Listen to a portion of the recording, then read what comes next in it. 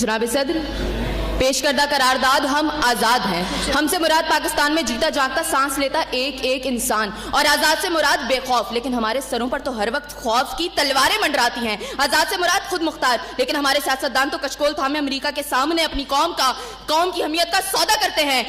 आज़ाद से मुराद किसी के ताबे ना होना, लेकिन हम तो आज भी उन्हीं जागीरदारों, उन्हीं वडेरों, उन्हीं लुटेरों, उन्हीं जाबिर, उन्हीं जालिम, उन्हीं बेहिस और बेबस हुक्मरानों के ताबे हैं। तो मंतक की एतबार से एक करारदाद अभी और इसी वक्त मुस्तरद होती है। अगर ऐवान में बैठा कोई एक नौजवान भी खड़े होकर ये कह दे कि हाँ, जितनी आज़ादी हमें मिली है इतनी ही काफी है, तो मैं अभी और इसी के वक्त यहाँ के बजाय वहां खड़ी हूं। लेकिन जनाब सदर, हम आजाद नहीं। और ये किस आजादी की बात करते हैं जिस मुल्क में वाटर कूलर से लटकते हुए गिलास को भी जंजीरों में जकड़ के रखा जाता हो, उसमें इंसान क्या आजाद होंगे? जनाब सदर, हम आजाद नहीं है। जनाब सदर, असल में मवाफकत में आने वाली मुकर्ररा खुद को डिज्नीलैंड की प्रिंसेस समझती हैं, क्योंकि ये जो कहानी हमें सुनाती रही वो पाकिस्तान तो हमने कभी देखा ही नहीं।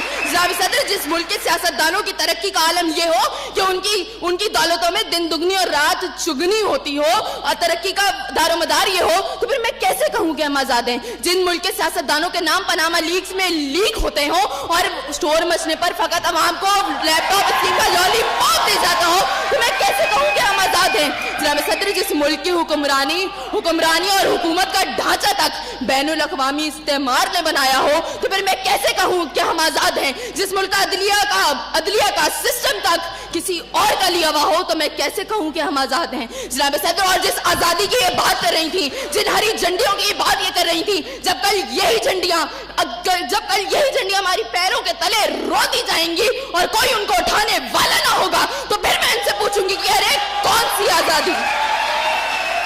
जनाब सदर, हम आजाद नहीं कि जब कश्मीर में हमारे भाइयों को मार मार के उनका भुकस निकाला जा रहा था, तो हम भारतीय मूवी सुल्तान को पाकिस्तान में सबसे मकबूल तरीन फिल्म बनाने में मसरूफ थे। तो मैं कैसे कहूँ कि हम आजाद हैं? जब बॉर्डर के पार हमारे मुसलमान भाइयों को मारा जा रहा था, तो मेरे मुल्क के सियासतदान आम की पेटियां और साड़ियां तोहफे में उनको भेज रहे थे। तो मैं कैसे कहूँ कि हम आजाद हैं? जनाब सदर, और हमारे नौजवानों के लिए, अभी रोड पर मैं देखती भी आई, हमारे नौजवानों के लिए आजादी का मकसद फकत बाइकों के साइलेंसर फाड़ के निकालने तक महदूद है।